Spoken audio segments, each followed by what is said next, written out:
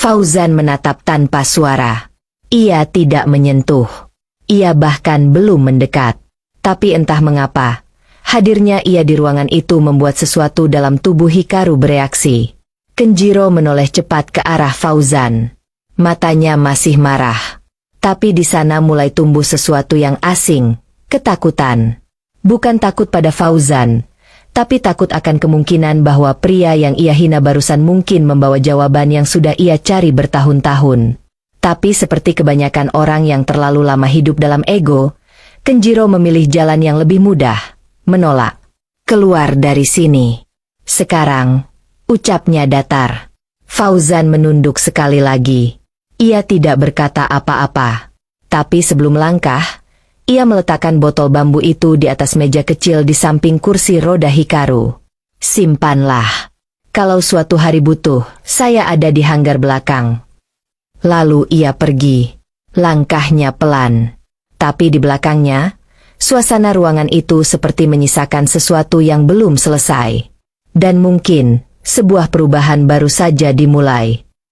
Pagi berikutnya, salju benar-benar turun dengan lembut. Hanggar Takahashi tampak pucat diselimuti kabut dingin, seakan suasana hari itu memang diciptakan untuk diam, menahan sesuatu yang akan datang. Suasana di dalam ruangan utama tampak seperti biasa. Para teknisi berdiri di meja kendali. Suara perangkat simulasi menyala.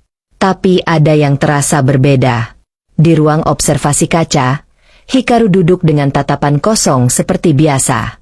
Tapi kali ini, botol bambu kecil itu masih ada di meja kecil di sampingnya, tepat di tempat Fauzan meletakkannya kemarin.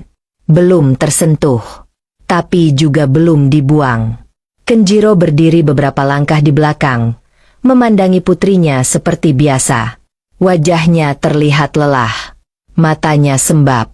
Seakan ia tidak tidur semalaman.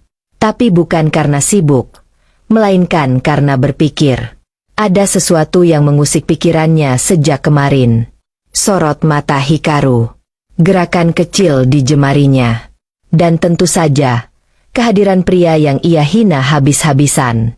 Sementara itu, Fauzan tetap datang pagi seperti biasa.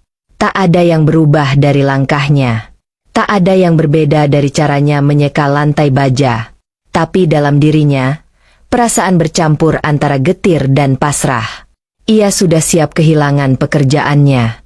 Sudah siap jika dipanggil ke kantor, diberi amplop, dan dikembalikan ke Indonesia. Namun yang ia tidak siap, justru datang dari suara yang tak ia duga. Fauzan-san. Fauzan menoleh. Seorang perawat wanita berdiri di belakangnya. Suaranya pelan, ragu, tapi jelas. CEO Takahashi memanggilmu ke ruang observasi. Sekarang.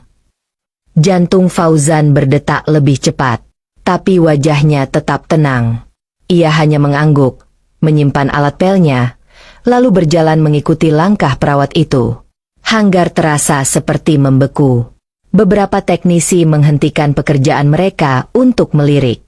Staf yang kemarin melihat pertengkaran kecil itu kini saling berbisik. Semua bertanya-tanya. Apa yang sedang terjadi?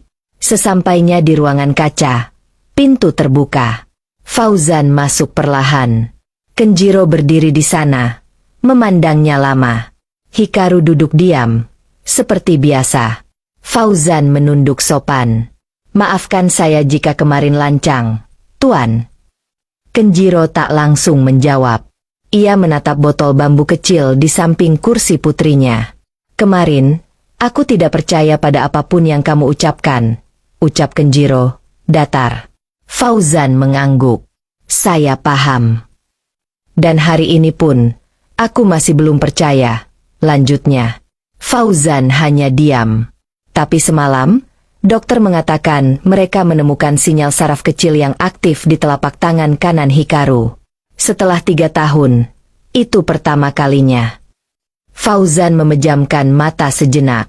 Ia tak menjawab. Tapi di dalam hatinya, ia tahu, itu bukan karena ramuan. Tapi karena ia tulus. Kenjiro melangkah maju. Kau pernah bilang, hanya butuh 7 menit. Fauzan mengangkat wajahnya. Tatapannya mantap. Iya, Tuan. 7 menit. Tak lebih. Tanpa alat. Tanpa jarum. Hanya saya dan putri Anda. Kalau tidak terjadi apa-apa dalam 7 menit itu, Fauzan menatap lurus, maka saya tidak akan pernah muncul lagi di depan Anda. Saya akan pulang ke negara saya, dan tak akan menyentuh botol ini lagi seumur hidup. Kenjiro terdiam. Lama. Ruangan kaca itu seperti menahan napas. Lalu, tiba-tiba, pria tua itu berkata, "Baik." Semua orang terdiam. Lakukan. Tapi hanya 7 menit. Ada kamera di setiap sudut ruangan ini. Dan aku sendiri akan berdiri di balik kaca.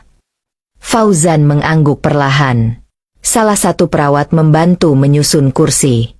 Ruangan itu disterilkan, peralatan medis dimatikan, dan semua pengamat diminta keluar. Hanya tersisa satu kamera pengawas aktif di pojok ruangan. Kenjiro berdiri di luar kaca bersama tim dokter. Hikaru masih diam. Matanya setengah terpejam. Tapi tubuhnya tidak menolak.